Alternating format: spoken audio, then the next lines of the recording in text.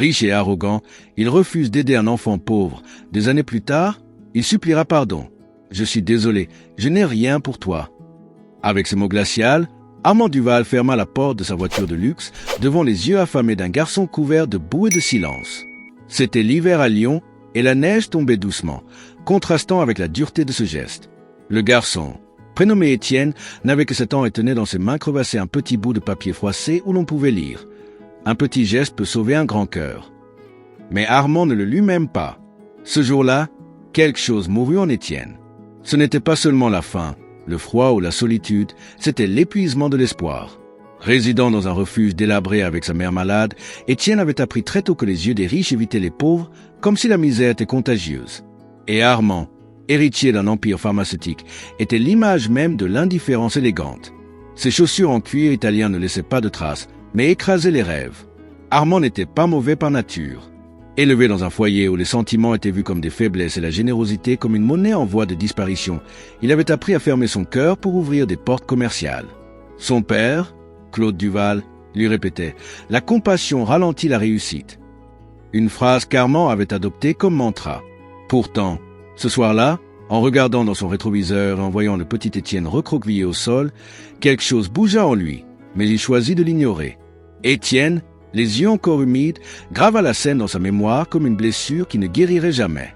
Il retourna au refuge sans pain, mais avec un nouveau carburant, la rage. Dès cet instant, il se jura qu'un jour, le monde entendrait sa voix. Tandis que les autres enfants jouaient avec des voitures en plastique cassé, lui dessinaient des plans, écrivaient des phrases, lisaient tout ce qu'ils trouvaient.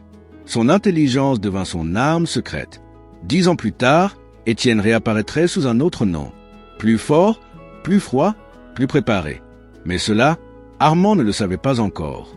Car pour les riches habitués au sommet, le passé n'est qu'un détail, jusqu'à ce qu'ils reviennent avec une fureur qui les force à s'agenouiller. Et cette histoire ne fait que commencer. Quand le désespoir est constant, la créativité devient une question de survie. À 18 ans, Étienne était déjà connu dans son village comme le garçon qui parlait au vent. Un après-midi étouffant, entouré d'enfants à la peau sèche et aux lèvres fendillées, une idée le frappa. Et si le vent, abondant et gratuit, pouvait étancher la soif des oubliés? Inspiré par un vieux livre sur la condensation et la physique de l'atmosphère, il commença à griffonner des schémas sur des papiers récupérés dans les poubelles. Sans moyens, il construisit le premier prototype avec des pièces de vélo cassées, des fils rouillés et des bouteilles en plastique. Et là, au milieu de la poussière, un miracle se produisit. Des gouttes commencèrent à tomber. De l'eau propre, fraîche, née de l'air. Le projet fut baptisé symboliquement « Souffle de vie ». Quand le village goûta cette eau, il y eut un silence. Puis, des larmes. C'était comme si Dieu avait soufflé l'espérance dans les mains d'un enfant pauvre. La nouvelle se propagea comme le vent dans un champ ouvert. Les universités s'y intéressèrent, des ONG proposèrent leur aide. Mais Étienne, désormais âgé de 22 ans, refusa les grandes entreprises. Il voulait que sa technologie appartienne au peuple et non aux poches de ceux qui avaient toujours profité de la soif des autres. Il mit en place des ateliers pédagogiques, traduisit les manuels dans des dialectes locaux et transforma le village en un centre d'innovation sociale. Mais la célébrité, inévitable, finit par frapper à sa porte. C'est lors d'un congrès sur la durabilité à Paris que les deux mondes se heurtèrent. Armand Duval, désormais PDG de Duvaltech, faisait partie des investisseurs intéressés par le phénomène du vent. Son visage pâlit en voyant l'image d'Étienne sur l'écran géant. Il reconnut les yeux, le menton, le silence de cette nuit d'hiver. Et même avant de monter sur scène, Étienne le vit et le passé se leva comme un fantôme affamé de justice. Mais Étienne ne montra aucune colère. Son discours fut calme, sa voix ferme comme de l'acier trempé. Quand j'étais enfant, j'ai été ignoré par quelqu'un qui aurait pu changer ma journée par un simple geste. Aujourd'hui, je veux rappeler que les grandes solutions viennent souvent d'où on ne les attend pas. Armand, honteux, sentit chaque mot comme une lame. Et au fond de lui, il savait, ce n'était pas l'admiration qui le faisait trembler. C'était le poids d'une dette. Et celle-là, Étienne ne l'avait pas encore réclamée. Après le discours, Étienne quitta la scène sous des applaudissements debout, mais son expression restait sereine, presque glaciale. Armand, assis au premier rang, se leva, hésitant, comme s'il tentait de toucher un souvenir encore douloureux. Il ne savait pas si Étienne l'avait reconnu, mais au fond de lui, il en était certain. Ce même soir, il envoya une demande formelle. Il souhaitait organiser une rencontre. Pas en tant que PDG, en tant qu'homme. Dans le luxueux salon de l'hôtel Le Méris, Armand attendait nerveusement.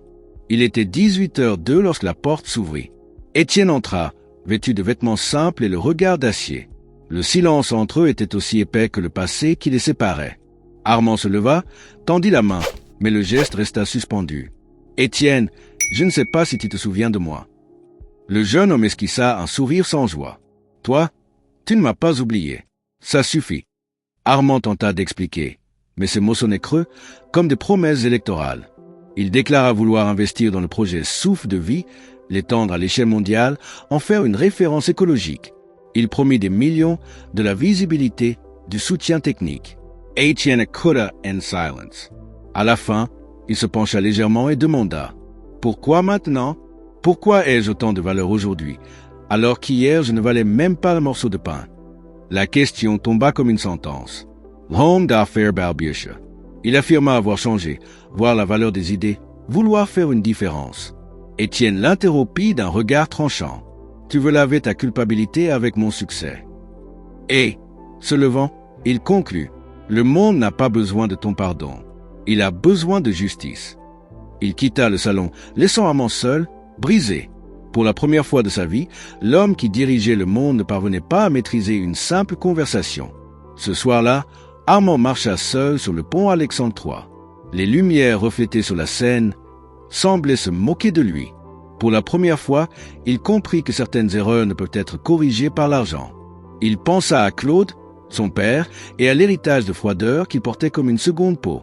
Pour la première fois, il voulut s'en défaire. Et c'est là, les yeux humides et le cœur à nu, qu'il décida de faire quelque chose qu'il n'avait jamais fait. Écouter et attendre. Le lendemain matin, Armand retourna dans un lieu qu'il évitait depuis des années, le manoir de son défunt père, Claude Duval. L'odeur de cuir usé et de bois ciré imprégnait encore les couloirs, comme si le temps avait peur d'y passer. Dans le bureau, il trouva des cartons scellés au nom de son père. À l'intérieur, des documents, des lettres, des cassettes anciennes. Mais c'est une enveloppe brune, à l'écriture presque effacée, qui attira son attention. Pour Armand, Kant sera écouté. En ouvrant la lettre, ses mains tremblaient. Claude y confessait quelque chose qui allait tout changer. Des années auparavant, lors d'une liaison extra-conjugale, il avait eu un fils avec une femme simple de Lyon. La femme n'avait jamais rien demandé, sauf que l'enfant porte un nom. Claude avait refusé. Et à la fin, il écrivait « Ce garçon, peut-être, te retrouvera un jour. Et quand il le fera, il t'apportera une leçon que je n'ai jamais su t'enseigner. » Armand s'effondra à genoux. Étienne était son frère. Au même moment, Étienne rendait visite à l'ancienne directrice du foyer où il avait grandi. Madame Bernadette, les yeux déjà voilés par l'âge, lui prit la main et dit d'une voix rauque. « Tu te souviens de cet homme en costume, venu voir ta mère la veille de sa mort ?» Étienne acquiesça. Bernadette révéla qu'il avait laissé une enveloppe avec de l'argent et un mot, mais que sa mère, fière, n'y avait jamais touché. Le nom sur le billet, Claude Duval. Le monde d'Étienne chavira. Toute cette misère, cet abandon, tout aurait pu être évité. Il sentit un nœud entre l'estomac et le cœur. Il courut jusqu'au vieux foyer, trouva l'enveloppe encore cachée au fond d'un tiroir oublié. Il lut le billet. Une seule phrase, pour que tu ne ressentes jamais de honte de ton sang. La colère se dissipa peu à peu, remplacée par la confusion. Puis la peur. Et s'il faisait partie de ce même sang qu'il avait appris à mépriser? En fin de journée, Étienne et Armand se retrouvèrent à nouveau, cette fois sans public, sans contrat, sans masque. Le silence entre eux n'était plus fait de rancune, mais de stupeur, d'humanité, de révélation. Armand, d'une voix tremblante, dit simplement « Tu es mon frère ?» Étienne restait immobile. Et pour la première fois, les yeux des deux hommes se remplirent du même type de larmes, celles qui ne viennent pas de la douleur, mais du poids de ce qui n'a jamais été dit. Après le discours, Étienne quitta la scène sous des applaudissements debout, mais son expression restait sereine, presque froide.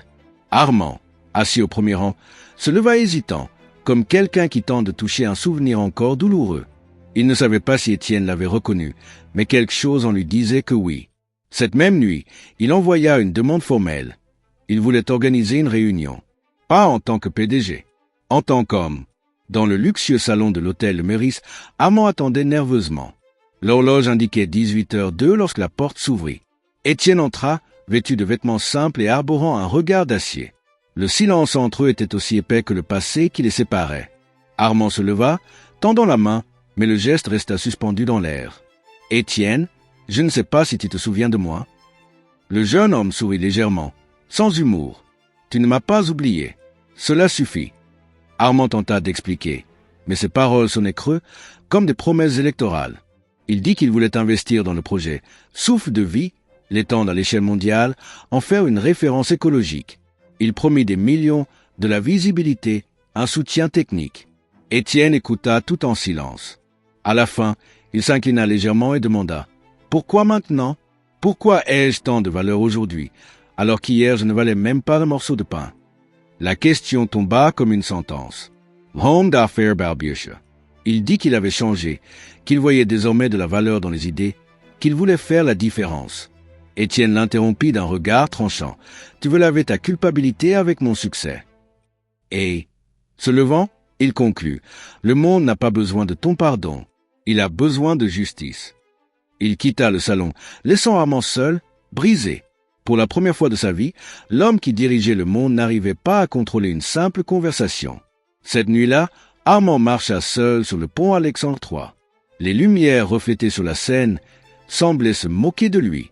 Pour la première fois, il comprit que toutes les erreurs ne peuvent être corrigées avec de l'argent.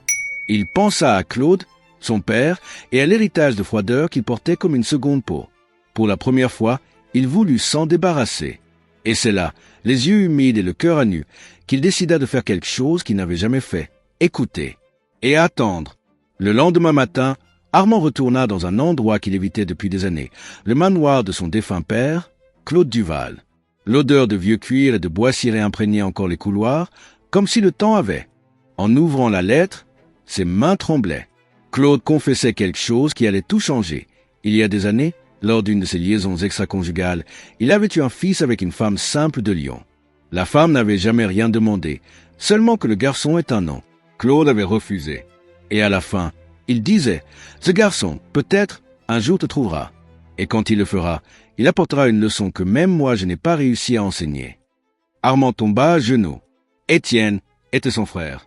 Au même moment, Étienne rendait visite à l'ancienne directrice de l'orphelinat où il avait grandi. Madame Bernadette, les yeux déjà embués par l'âge, lui prit la main et dit d'une voix rauque « Tu te souviens de cet homme en costume qui est venu voir ta mère un jour avant sa mort ?» Étienne acquiesça. Bernadette révéla qu'il avait laissé une enveloppe avec de l'argent et un billet, mais que la mère, fière, n'y avait jamais touché. Le nom sur le billet, Claude Duval. L'homme, dit Étienne Vassila. Toute cette misère, cet abandon, tout aurait pu être évité. Il ressentit un nœud entre l'estomac et le cœur. Il courut jusqu'à l'ancien orphelinat, trouva l'enveloppe encore gardée au fond d'un tiroir oublié. Il lut le billet. Dessus, une seule phrase, pour que tu n'aies jamais honte de ton sang. La colère commença à se dissoudre en confusion.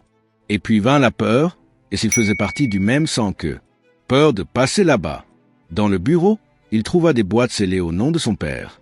À l'intérieur, des documents, des lettres et de vieilles cassettes. Mais c'est une enveloppe brune, avec des lettres presque effacées, qui attira son attention. Pour Armand, quand sera écouté. 5 années se sont écoulées depuis qu'Étienne et Armand ont uni leurs forces.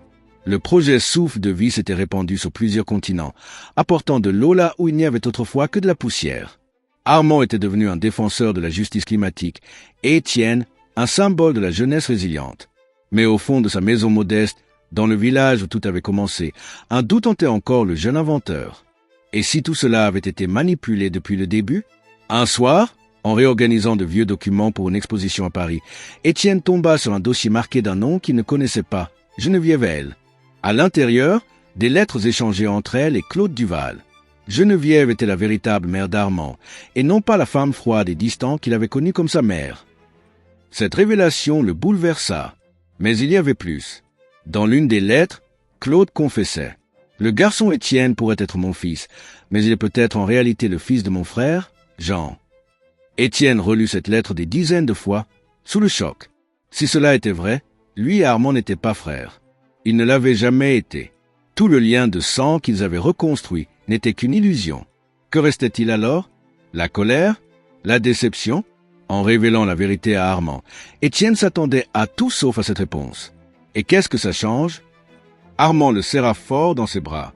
Ce qui fait de toi mon frère, ce n'est pas le sang, c'est ce que tu as fait de moi. Et dans cette étreinte, Étienne comprit que peut-être, une famille, c'est ce qui reste debout, même quand la vérité s'effondre. Quelques mois plus tard, Armand mourut soudainement, victime d'un anévrisme cérébral. Étienne pleura en silence, sans avoir besoin de prouver un lien. Dans son testament, Armand avait légué tout ce qu'il possédait à des fondations sociales dirigées par Étienne. Et dans une dernière lettre manuscrite, il avait écrit « Tu m'as appris à respirer, à ressentir, à vivre. Le vent de ton âme a soufflé sur la mienne, et je suis né de nouveau. » Étienne conserva cette lettre comme on garde une boussole. Le pardon était accompli. La perte aussi. Aujourd'hui, Étienne parcourt le monde comme l'un des plus grands noms de l'innovation sociale. Mais il revient toujours dans son village, là où souffle le même vent qui, un jour, s'est transformé en eau. Il marche parmi les enfants, les plantes, les rêves, et parfois se demande « Qui suis-je, au fond ?» Mais alors, il entend un rire, aperçoit un sourire, sent l'air humide sur sa peau. Et il comprend. Il est ce garçon qui a transformé le vent en vie. Et ça, ni le temps, ni la vérité ne pourront jamais le changer. Combien de fois dans la vie laissons-nous passer quelqu'un, un moment, un choix, sans nous rendre compte qu'il portait en lui une chance de tout transformer. L'histoire d'Armand et d'Étienne n'est pas seulement celle de retrouvailles entre deux frères. C'est le retour de chacun à ce qu'il avait perdu en lui-même. Combien d'entre nous, passé 65 ans, regardent en arrière et se demandent « Et si j'avais agi autrement ?» Mais peut-être que la véritable beauté de la vie est là. Comprendre qu'il n'est jamais trop tard pour changer, demander pardon, reconstruire. Que le passé, aussi douloureux soit-il, peut devenir un professeur et non une prison. Et que même lorsque le sang ne nous unit pas, les gestes et les choix peuvent faire de nous une famille. Étienne a transformé le vent en eau. Mais la plus grande transformation a eu lieu en lui et en Armand. Si vous avez plus de 65 ans, sachez ceci, votre histoire n'est pas finie. Vous pouvez encore inspirer, enseigner, recommencer. Les plus grandes richesses que nous possédons ne sont pas sur un compte bancaire, mais dans la mémoire, le regret reconnu et dans l'étreinte qu'on peut encore offrir. Et peut-être qu'en regardant des histoires comme celle-ci, vous réaliserez que vous aussi avez quelque chose de précieux à offrir. La sagesse, l'humanité, l'exemple. Si cette histoire a touché votre cœur, aimez la vidéo, laissez un commentaire en racontant ce qui vous a le plus ému, ou partagez un moment de votre vie où le pardon vous a libéré. Votre histoire peut toucher une autre âme. Et n'oubliez pas de vous abonner à la chaîne. Ici, chaque histoire est une fenêtre sur l'âme humaine. Et chaque abonnement nous aide à continuer à souffler des vents de réflexion vers plus de cœur. Car au fond, celui qui sème l'empathie récolte l'éternité.